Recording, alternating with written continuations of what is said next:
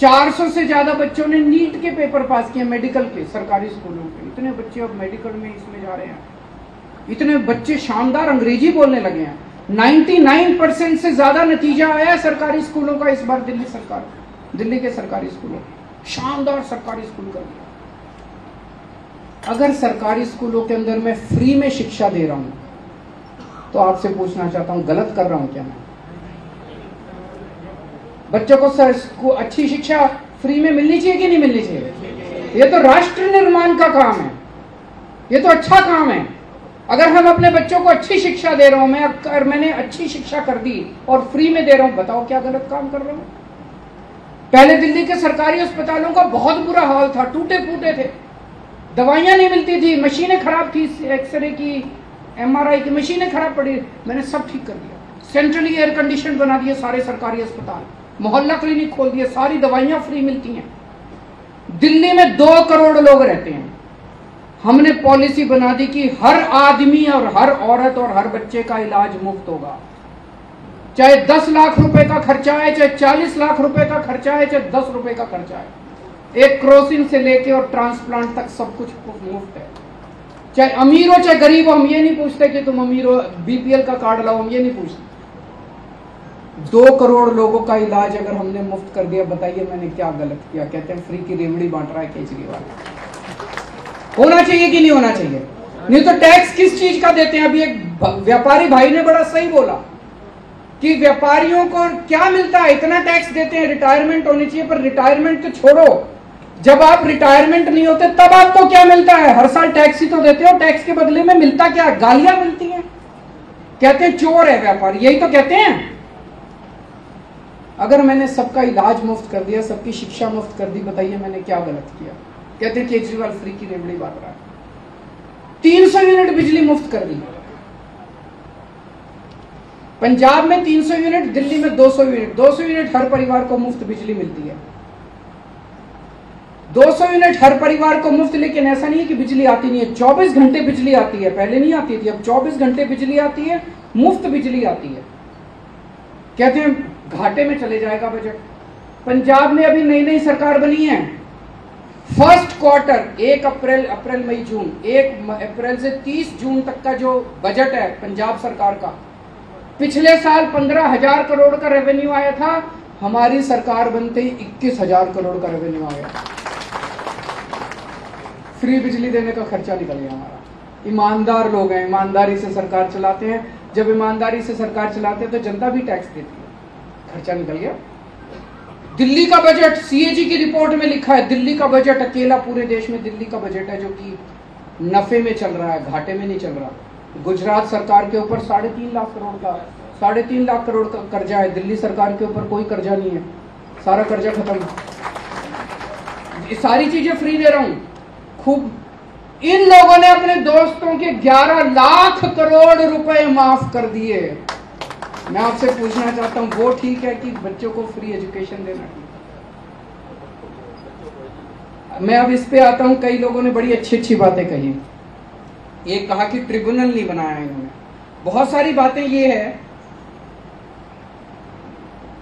जानबूझ के भ्रष्टाचार करने के लिए सिस्टम बनाया जाता है। इन्होंने बताया ट्रिब्यूनल नहीं बनाया। ट्रिब्यूनल नहीं बनाया तो लोग तंग होते हैं, लोग तंग होते हैं तो रिश्वत देते हैं, रिश्वत देते हैं तो रिश्वत ऐसे ही थोड़ी है, ऊपर तक जाता है पैसा। जाता है कि नहीं जाता है? पैसा ऊपर तक जाता है, मंत्री तक जाता है, तभी तो रिश्वत चल रही है। अगर मंत्री को पैसा नहीं चाहिए तो फिर रिश्वत क्यों चले? क्यों रिश्वत नहीं चले? जानबूझ तो ट्रिब्यूनल बनाएंगे, हमारी सरकार बनेगी तो ट्रिब्यूनल बनाएंगे। एक भाई ने बड़ा अच्छा हिंदी के बारे में और अंग्रेजी के बारे में बात की, मुन्ना भाई की शायद। उन्होंने कहा कि अंग्रेजी का पूरा सिस्टम क्यों चालू है। मुझे लगता है आजादी के वक्त हमसे कुछ, जब हम देश आजाद हुआ, कुछ गलतियां हुई। मुझे लगता है हमने पूरा का पूरा अंग्रेजों का सिस्टम लागू रखा। हमें सिस्टम बदलना चाहिए था। अंग्रेजों ने सिस्टम हमारे ऊपर हुकूमत करने के लिए बनाया था, हमने उस सिस्टम को नहीं बदला, भाषा तक को नहीं बदला, एजुकेशन सिस्टम को नहीं बदला। एजुकेशन सिस्टम 1930 में मैकॉले बना के गया था, उस मैकॉले के सिस्टम को भी लागू रखा। आज तक वही एजुकेशन सिस्टम चल रहा है। अभी भी हम क्लर्क, बीए, बीएससी, बीकॉम करने के बाद हमारे बच्चे नौकरी ढूंढ रहे हैं। अब दिल्ली के अंदर हम अपना पूरा एजुकेशन सिस्टम बदल रहे हैं। हमने सारा सिस्टम लागू रखा। आज हमें हिंदी में बोलते हुए कई लोगों को शर्म आती है। अंग्रेजी में बोलते हैं तो उनको लगता है कि मैं बड़ा चौड़ा हो गया, मैं बड़ा। इसलिए मैंने तो ये ठाना है, मैं कहीं भी जाता हूं किसी भी अंग्रेजी के, अभी किसी एम्बेसी ने बुलाया था मेरे को, उनमें किसी को सामने जितने बैठे थे हिंदी नहीं आती थी। मैंने कहा भाई देखो मैं तो हिंदी में बोलूंगा, मेरे को अंग्रेजी आती है बोलनी, लेकिन मैंने कहा मैं तो हिंदी में बोलूंगा, मेरे को गर्व है, मैं हिंदी भाषी हूं, मेरे को हिंदी भाषी होने में गर्व है। मैंने कहा मैं तो हिंदी में बोलूंगा, ट्रांसलेटर अपने लिए रख लो। तो उन्होंने एक ट्रांसलेटर बगल में बिठाया, उसने सारा ट्रांसलेट किया। हिंदी अपनी मातृभाषा पे तो गर्व होना चाहिए। बहुत सारी ऐसी चीजें हैं जो कि हमने आजादी के वक्त एज इट इज पूरे के पूरे सिस्टम को अंग्रेजों से ले लिया, उन सारी चीजों को बदलने की दरकार है इस टाइम। पोल्यूशन बोर्ड में किसी ने बोला पोल्यूशन बोर्ड वाले बहुत गड़बड़ करते हैं, जबरदस्ती के नोटिस भेजते हैं, पैसे दे दो तो फिर नोटिस विड्रॉ कर लो। इसको बदलेंगे, हमारी सरकार आएगी, हम ईमानदारी से काम करेंगे। जीएसटी, उन्होंने कहा कि पेमेंट लेने तो आ जाते हैं लेकिन हमारी पेमेंट फंस जाए तो कोई उसकी चर्चा नहीं करता। एक और भाई ने कहा, वो बड़ा अच्छा उन्होंने बोला, मेरे पिताजी तो नौकरी करते थे लेकिन मेरे दादा, नाना, चाचा पूरे सब व्यापारी जगत से आते हैं। मैं जानता हूं कि पेमेंट फंस जाए तो कितनी मुश्किल होती है। इसके ऊपर कुछ ना कुछ तो होना चाहिए, कुछ ना कुछ कानून तो होना चाहिए। उन्होंने बड़ा अच्छा सुझाव दिया, लेकिन सभी आप व्यापारियों के साथ बैठ के, हमारी सरकार बनेगी तो सभी व्यापारियों के साथ बैठ के इसका समाधान निकलना चाहिए कि अगर किसी व्यापारी की पेमेंट फंस जाए और वो पेमेंट ना दे तो इसका क्या समाधान है। आप लोगों से अगर अच्छे विचार मिलेंगे तो इस पे कानून बनाने में हमें कोई गरेज नहीं है। मुझे लगता है गुजरात में कानून बनेगा तो पूरे देश को उससे दिशा मिलेगी, पूरे देश के अंदर उस किस्म के कानून बनने चालू होंगे। पूजा जी ने एजुकेशन के बारे में बात की, हमारी सरकार बनेगी तो गुजरात के भी एजुकेशन को बदलेंगे। चेतन जी ने कहा कि 4 साल के बाद नोटिस देते हैं, उस अफसर के ऊपर तो एक्शन होना चाहिए। 4 साल सो रहे थे क्या तुम? 4 साल कर क्या रहे थे तुम? कमोडिटी एक्सचेंज, ये बहुत बड़ा मुद्दा है। इसमें मतलब ना आदमी के पास कुछ नहीं है, बैठ जाते हैं कंप्यूटर पे सवेरे सवेरे और शाम तक लेया बेची करते रहते हैं, और ना माल है, ना इधर माल है, ना उधर माल है, बस केवल इसके ऊपर तो एक्शन होना चाहिए। इसकी वजह से बिल्कुल सही कहा, महंगाई का एक बहुत बड़ा कारण ये कमोडिटी एक्सचेंज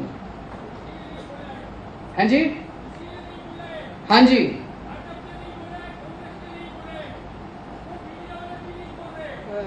लेकिन एक्शन नहीं ले रहे।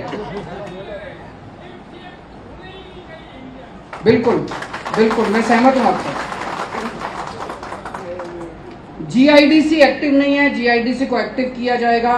एक जीएसटी के ऊपर आया था कि हमें पता ही नहीं कि कौन सी स्लैब में हमारा सामान आता है। जब हमने राजकोट में अभी वो व्यापारियों के साथ चर्चा की, एक बड़ा अच्छा सुझाव आया।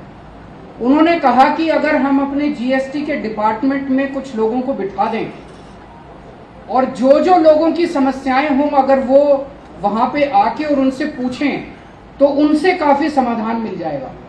ये मैं दिल्ली में भी लागू करने की कोशिश करूंगा और गुजरात में सरकार बनेगी तो गुजरात, फिर आप आइए वहां पे, उनसे पूछिए, वो जो आपको कहते हैं वो आप उसी के हिसाब से आप अपना कर सकते हैं।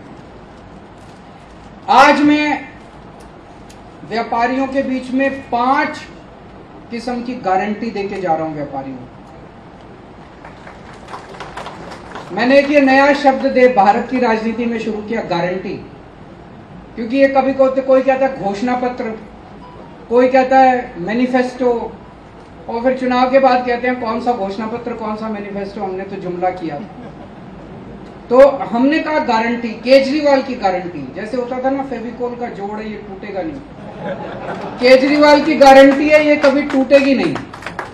और गारंटी इसलिए कि मार्केट में जाते हो आप टीवी खरीद के लाते हो, अगर गारंटी मिलती है, अगर टीवी गड़बड़ निकल आए तो वापसी की गारंटी।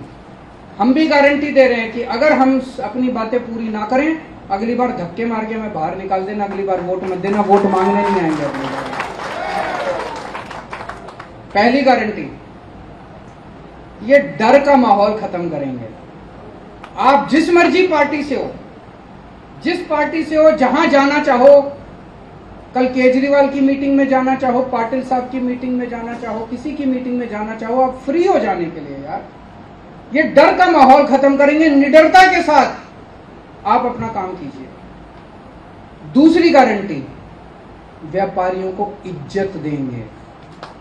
व्यापारी पैसा कमा लेता है, इज्जत का भूखा होता है, उसको कोई सरकार इज्जत नहीं देती। मैं इनकम टैक्स में होता था, पहले इनकम टैक्स में कमिश्नर की नौकरी करता था।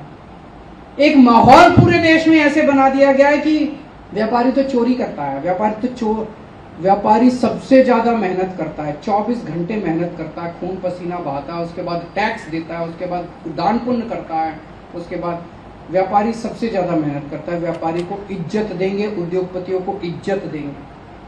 तीसरी बात, रेड राज बंद करेंगे, कोई रेड नहीं होगी इसके बाद।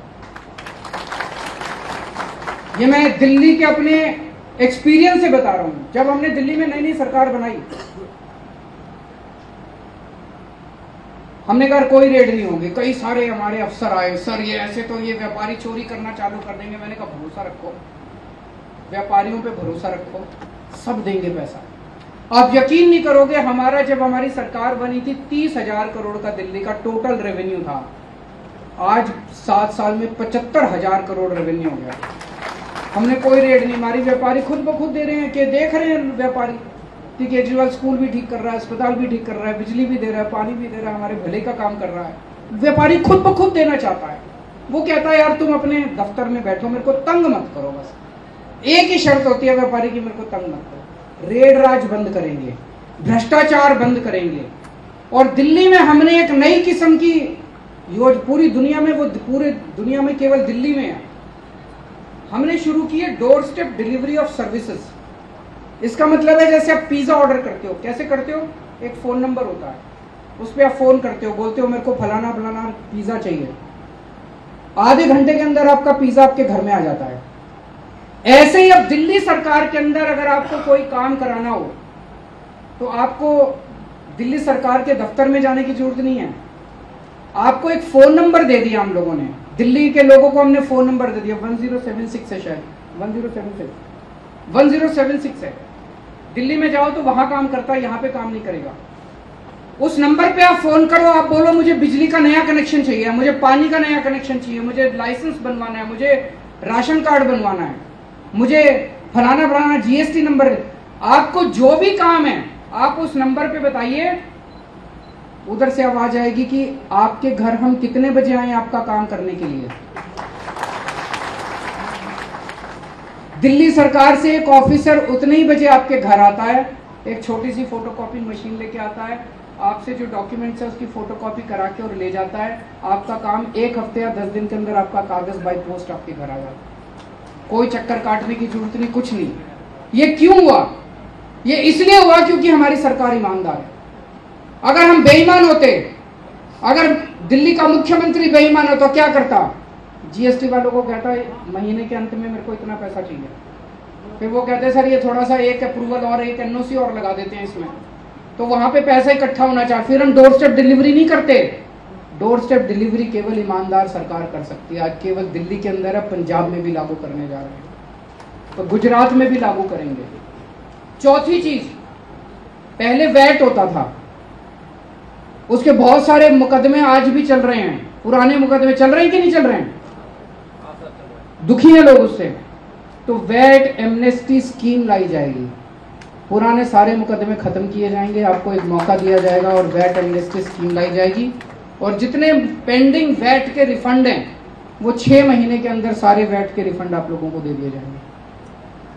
और आखिरी 5वीं चीज, आपको पार्टनर के रूप में, आज यहाँ पे कोई सारी बातें तो आई नहीं, इतने किस्म के व्यापार, इतने किस्म के उद्योग, रोज कोई ना कोई समस्या, तो एक बॉडी बनाएंगे, एडवाइजरी बॉडी आप लोगों की, हर सेक्टर के उसमें रिप्रेजेंटेटिव होंगे।